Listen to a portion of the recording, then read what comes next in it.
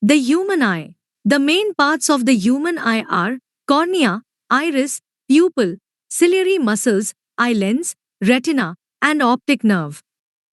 The eyeball is approximately spherical in shape, having a diameter of about 2.5 centimeters. The front part of the eye is called cornea. It is made of a transparent substance and it is bulging outwards. The outer surface of cornea is convex in shape. The light coming from objects enters the eye through cornea. Just behind the cornea is the iris. Iris is a flat, colored, ring-shaped membrane behind the cornea of the eye. There is a hole in the middle of the iris which is called pupil of the eye. Thus, pupil is a hole in the middle of the iris. The pupil appears black because no light is reflected from it. The eye lens is a convex lens made of a transparent, soft, and flexible material like a jelly made of proteins. Being flexible, the eye lens can change its shape to focus light onto the retina. The eye lens is held in position by suspensory ligaments. One end of suspensory ligaments is attached to the eye lens and their other end is attached to ciliary muscles. Ciliary muscles change the thickness of eye lens while focusing. In other words, the focal length of eye lens can be changed by changing its shape by the action of ciliary muscles. The screen on which the image is formed in the eye is called retina. The retina is behind the eye lens and at the back part of the eye. The retina is a delicate membrane having a large number of light-sensitive cells called rods and cones which respond to the intensity of light and color of objects respectively, by generating electrical signals. At the junction of optic nerve and retina in the eye, there are no light-sensitive cells, no rods or cones, due to which no vision is possible at that spot. This is called blind spot. Thus, blind spot is a small area of the retina insensitive to light where the optic nerve leaves the eye. When the image of an object falls on the blind spot, it cannot be seen by the eye. There is an eyelid in front of the eye which is just like the shutter in a camera. When eyelid is open, light can enter the eye, but when eyelid is closed, no light enters the eye. The space between cornea and eye lens is filled with a watery liquid called aqueous humor. And the space between eye lens and retina is filled with a transparent jelly-like substance called vitreous humor, which supports the back of the eye. How an eye works? The light rays coming from the object kept in front of us enter through the cornea of the eye, pass through the pupil of the eye and fall on the eye lens.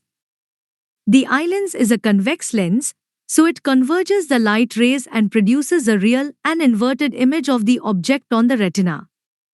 Actually, the outer surface of cornea also acts as a convex lens due to which cornea converges most of the light rays entering the eye.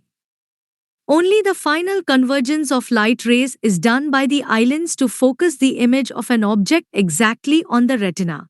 The image formed on the retina is conveyed to the brain by the optic nerve and gives rise to the sensation of vision.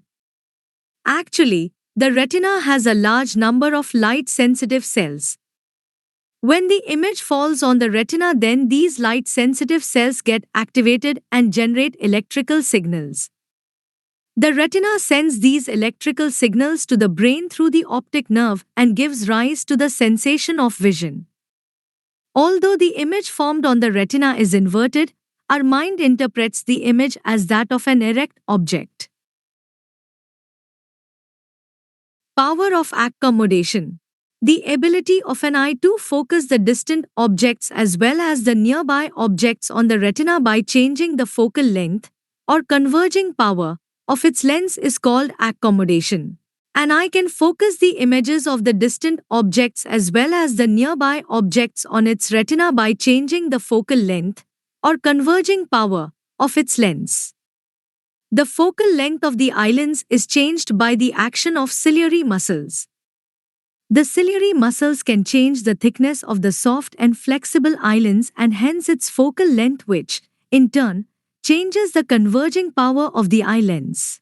When the eye is looking at a distant object at infinity, then the ciliary muscles of the eye are fully relaxed.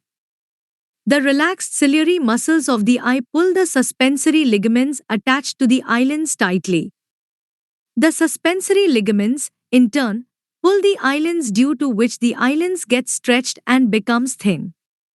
The thin eyelens has large focal length, but its converging power is small. The small converging power of thin eyelens is sufficient to converge the parallel rays of light coming from a distant object to form an image on the retina of the eye. When the eye is looking at a distant object, the eye is said to be unaccommodated because it is the relaxed state of the eye. The thin eyelens is not powerful enough to converge the diverging light rays coming from the nearby objects onto the retina. So, to look at the nearby objects, the eyelens has to change its shape and become thick, or more convex, to increase its converging power. The maximum accommodation of a normal eye is reached when the object is at a distance of about 25 centimeters from the eye. After this, the ciliary muscles cannot make the eyelens thicker or more convex. So, an object placed at a distance of less than 25 centimeters cannot be seen clearly by a normal eye because all the power of accommodation of the eye has already been exhausted. Thus, a normal eye has a power of accommodation which enables objects as far as infinity and as close as 25 centimeters to be focused on the retina. Defects of vision and their correction. The ability to see is called vision. In such cases, the vision of a person becomes blurred and he cannot see either the distant objects or nearby objects, or both, clearly and comfortably. The person is said to have a defect of vision. The defects of vision are also known as defects of eye. There are three common defects of vision, or defects of eye. These are 1. Myopia, short-sightedness or nearsightedness. 2. Hypermetropia, long-sightedness or farsightedness. And 3. Presbyopia. These are the refractive defects of vision because they are caused by the incorrect refraction of light rays by the eyelids. These defects of vision can be corrected by using suitable spherical lenses. Myopia, short-sightedness or nearsightedness. Myopia, or short-sightedness, is that defect of vision due to which a person cannot see the distant objects clearly, though he can see the nearby objects. The far point of an eye suffering from myopia is less than infinity. Such a person can see clearly only up to a distance of few meters.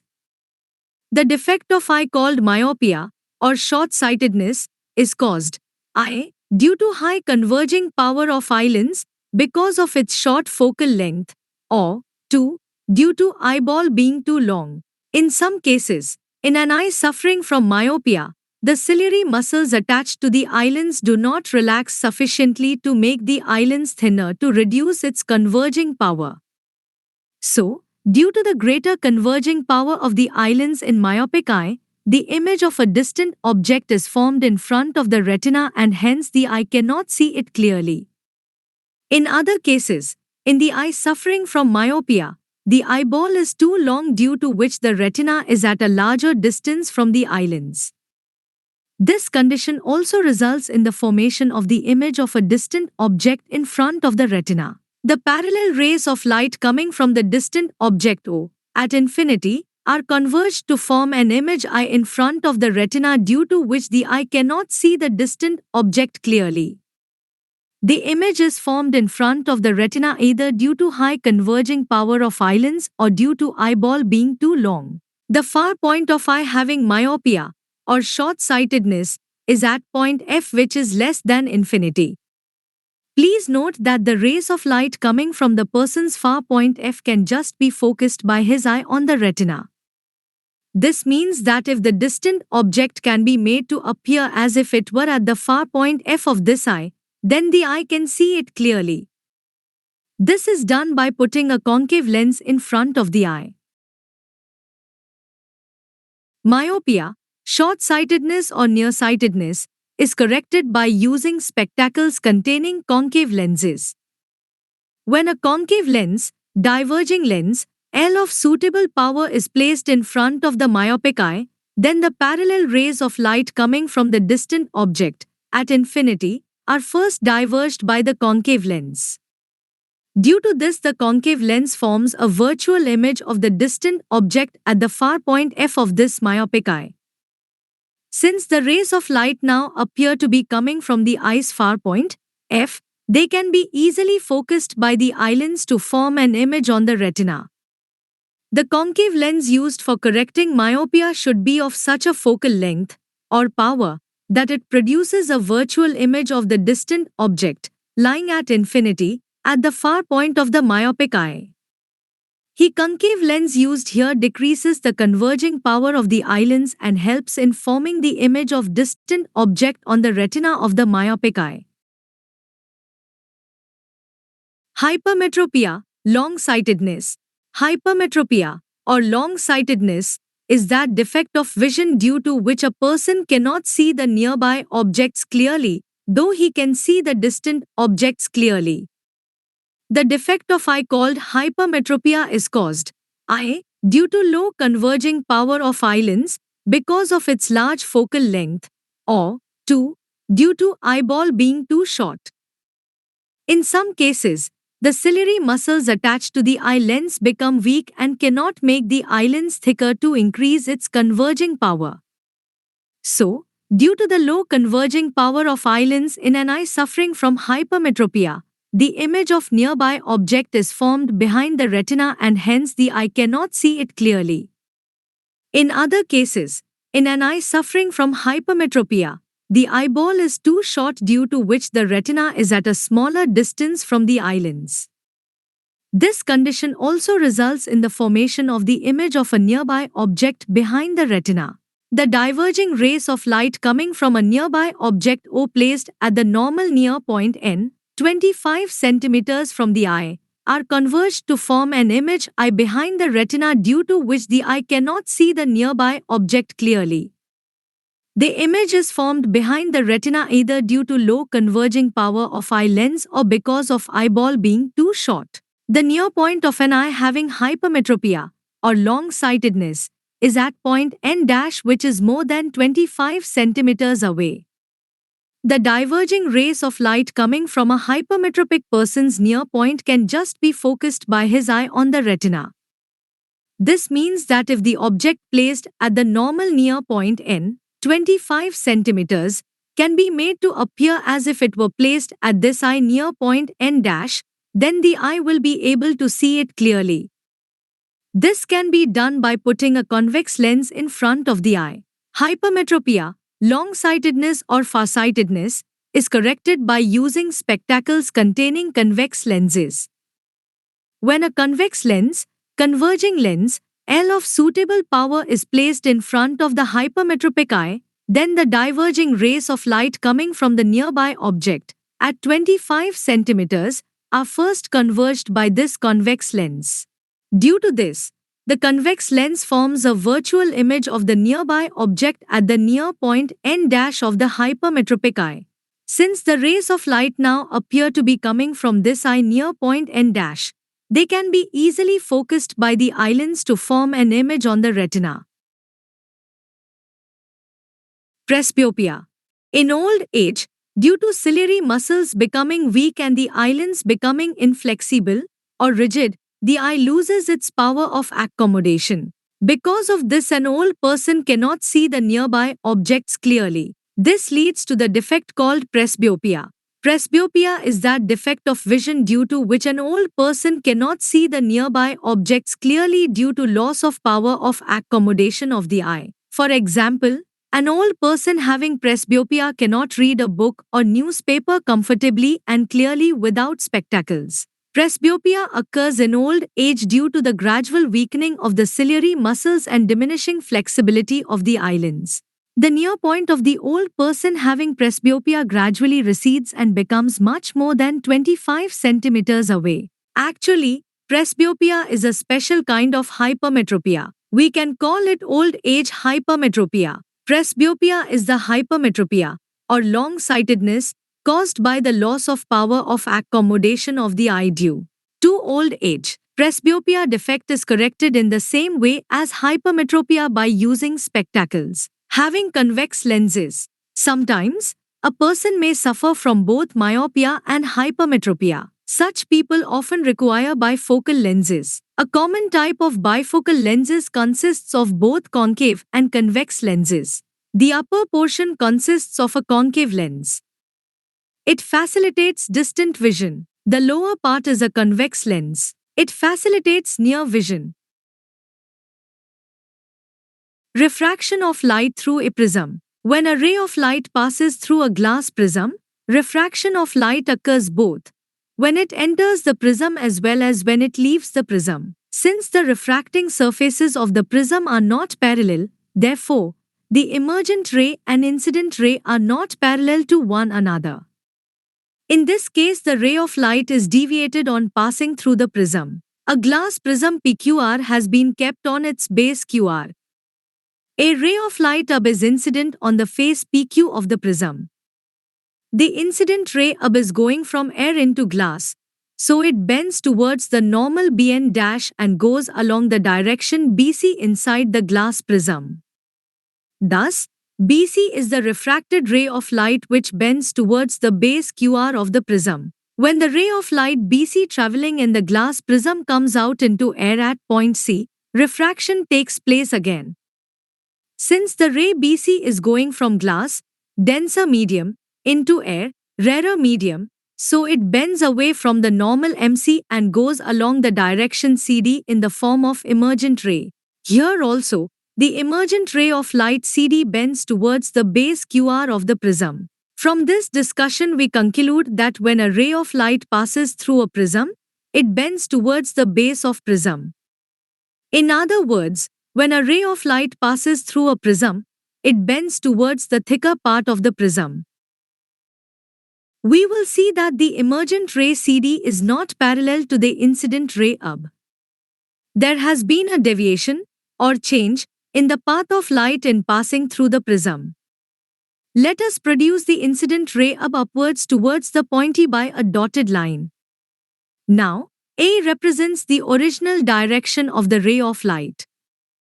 Similarly, let us produce the emergent ray CD backwards by a dotted line so that it cuts the line AE at point O. We can now say that the original direction of the ray of light is AE, but after passing through the prism, it deviates from its path and goes in the direction OD. The angle between incident ray and emergent ray is called angle of deviation. Dispersion of white light by a glass prism. In the year 1665, Newton discovered by his experiments with glass prisms that white light, like sunlight, consists of a mixture of 7 colors. The band of 7 colors formed on a white screen, when a beam of white light is passed through a glass prism, is called spectrum of white light. A beam of white light AB is passed into a glass prism PQR. This beam of white light splits on entering the glass prism and forms a broad patch of 7 colors on a white screen S placed on the other side of the prism. The splitting up of white light into 7 colors on passing through a transparent medium like a glass prism is called dispersion of light. The formation of spectrum of 7 colors shows that white light is made up of lights of 7 different colors mixed together. That is, white light is a mixture of 7 colors, or 7 colored lights. The effect of glass prism is only to separate the 7 colors of white light. The dispersion of white light occurs because colors of white light travel at different speeds through the glass prism. When white light consisting of 7 colors falls on a glass prism, each color in it is refracted, or deviated, by a different angle, with the result that 7 colors are spread out to form a spectrum. The red color has the maximum speed in glass prism, so the red color is deviated the least. Due to this, the red color forms the upper part of the spectrum. On the other hand, the violet color has the minimum speed in glass prism, so the violet color is deviated the maximum. Due to this, violet color appears at the bottom of the spectrum. Recombination of spectrum colors to give white light. A triangular glass prism PQR is placed on its base QR, and another similar prism P-Q-R- is placed alongside it in the inverted position on its vertex P- so that its refracting surface is in the opposite direction. When a beam of white light is allowed to fall on the first prism PQR, then a patch of ordinary white light is obtained on a screen S placed behind the second prism P-Q-R-. Newton explained these observations as follows. The first glass prism PQR disperses, splits, the white light into 7 colored rays. The second glass prism P-Q-R- receives all the 7 colored rays from the first prism and recombines them into original white beam of light which falls on the screen S. The recombination of 7 colors, produced by first prism, is due to the fact that the second prism has been placed in reversed position, due to which the refraction produced by the second prism is equal and opposite to that produced by the first prism. Rainbow formation. The rainbow is actually a natural spectrum of sunlight in the sky. The rainbow is formed in the sky when the sun is shining and it is raining at the same time. We can see the rainbow if we stand with our back towards the sun and rain in front of us. A rainbow is always formed in a direction opposite to that of the sun. A rainbow is produced by the dispersion of white sunlight by raindrops, or water drops, in the atmosphere. Each raindrop acts as a tiny glass prism splitting the sunlight into a spectrum. The raindrops in the atmosphere act like many small prisms. As white sunlight enters and leaves these raindrops, or water drops, the various colored rays present in white light are refracted by different amounts, due to which an arch of 7 colors called rainbow is formed in the sky. A ray of white sunlight enters the raindrop at point B and undergoes refraction and dispersion to form a spectrum. This spectrum undergoes total internal reflection at point C within the raindrop and finally refracted out of the raindrop at point D. This spectrum produced by the raindrops in the atmosphere is seen from the Earth. The red color of spectrum appears at the top of the rainbow, whereas violet color appears at its bottom. The formation of 7-colored rainbow in the sky shows that white sunlight consists of a mixture of 7 colored lights. Atmospheric refraction. We know that when light goes from one medium to another medium having different optical densities, then refraction of light rays, or bending of light rays, takes place. Now, in the atmosphere, we have air everywhere. But all the air in the atmosphere is not at the same temperature. Some of the air layers of the atmosphere are cold, whereas other air layers of the atmosphere are comparatively warm or hotter. Now, the cooler air layers of the atmosphere behave as optically denser medium for light rays, whereas the warmer air layers, or hotter air layers, of the atmosphere behave as optically rarer medium for the light rays. So, in the same atmosphere, we have air layers having different optical densities. And when light rays pass through the atmosphere having air layers of different optical densities, then refraction of light takes place. The refraction of light caused by the Earth's atmosphere, having air layers of varying optical densities, is called atmospheric refraction. Twinkling of stars. The twinkling of a star is due to the atmospheric refraction of stars' light. This can be explained as follows. When the light coming from a star enters the Earth's atmosphere, it undergoes refraction due to the varying optical densities of air at various altitudes. The atmosphere is continuously changing. The continuously changing atmosphere refracts the light from the stars by different amounts from one moment to the next. When the atmosphere refracts more starlight towards us, the star appears to be bright, and when the atmosphere refracts less starlight, then the star appears to be dim. In this way, The starlight reaching our eyes increases and decreases continuously due to atmospheric refraction, and the star appears to twinkle at night. We know that those stars twinkle at night, but planets do not twinkle at all. The stars appear very, very small to us. So, stars can be considered to be point sources of light. The continuously changing atmosphere is able to cause variations in the light coming from a point-sized star due to refraction, because of which the star appears to be twinkling. On the other hand, the planets appear to be quite big to us because they are much nearer to the Earth. Advanced sunrise and delayed sunset. Sometimes the refraction, or bending, of the light rays tend to bring into view the objects which are actually below the horizon. This happens in the case of the sun just before sunrise and just after sunset. Thus, we can see the sun about 2 minutes before the actual sunrise and 2 minutes after the actual sunset because of atmospheric refraction. Let us take the case of sunrise. The actual sunrise takes place when the sun is just above the horizon.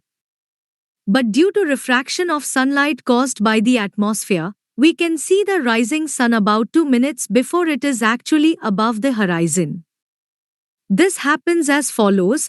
When the sun is slightly below the horizon, then the sun's light coming from less dense air to more dense air is refracted downwards as it passes through the atmosphere. Because of this atmospheric refraction, the sun appears to be raised above the horizon when actually it is slightly below the horizon. For example, in figure, the actual position of the sun is at a just below the horizon, but it appears to be at position B above the horizon due to atmospheric refraction of light rays coming from it. It is also due to atmospheric refraction that we can still see the sun for about 2 minutes even after the sun has set below horizon. Scattering of light means to throw light in various random directions. Light is scattered when it falls on various types of suspended particles in its path. Depending on the size of particles, the scattering can be of white sunlight as such or of the colored lights which make up the white sunlight. Tyndall effect. The scattering of light by particles in its path is called Tyndall effect. When a beam of sunlight enters a dusty room through a window, then its path becomes visible to us. This is because the tiny dust particles present in the air of room scatter the beam of light all around the room. And when this scattered light enters our eyes, we can see the beam of light. Thus, an example of Tyndall effect is the way a beam of sunlight becomes visible as it passes through dust particles in the air of a room. Tyndall effect can also be observed when sunlight passes through the canopy of a dense forest. Here, tiny water droplets in the mist scatter sunlight. Tyndall discovered that when white light consisting of 7 colors is passed through a clear liquid having small suspended particles in it, then the blue color of white light having shorter wavelength is scattered much more than the red color having longer wavelength.